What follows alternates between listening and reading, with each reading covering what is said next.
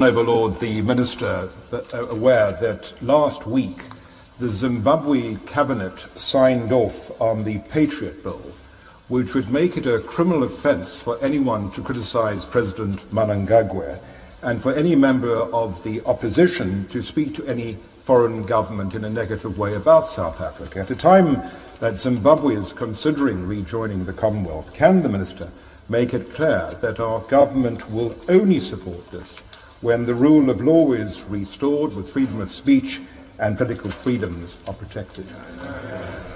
The Noble Lord has articulated the position of Her Majesty's Government very well, and those principles will apply. My Lords, can the Noble Lord the Minister outline what discussions ministers have had with their Commonwealth counterparts about the continuing political repression in Zimbabwe, and about the need to build local economies and political democracy? My Lords, we continue to engage with Commonwealth partners on a range of issues concerning human rights, specifically on the point of Zimbabwe rejoining the Commonwealth. We are clear that we would only support readmission to the Commonwealth if Zimbabwe meets the admission requirements, and we continue to articulate that in terms of fundamental human rights to our Commonwealth partners as well.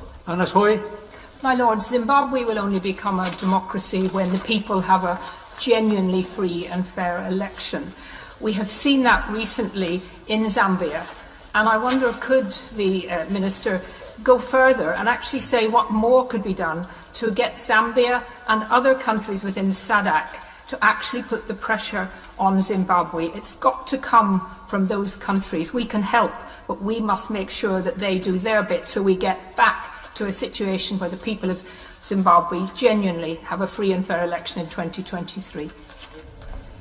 My Lords, I agree with the Noble Lady, and the Noble Lady is quite right to say that the importance of SADC and indeed other organisations, and more broadly the AU, have a key role to play, and they must lead on these discussions. Last week, Zimbabwe's parliament passed an amendment to their criminal law code that punishes citizens for any action that willfully damages the sovereignty and national interests of the country, along with other actions considered unpatriotic. Violators of this law face up to 20 years in prison and risk having their citizenship revoked. Zimbabwe has applied to rejoin the Commonwealth. Do you think for these statements that Zimbabwe will be allowed to rejoin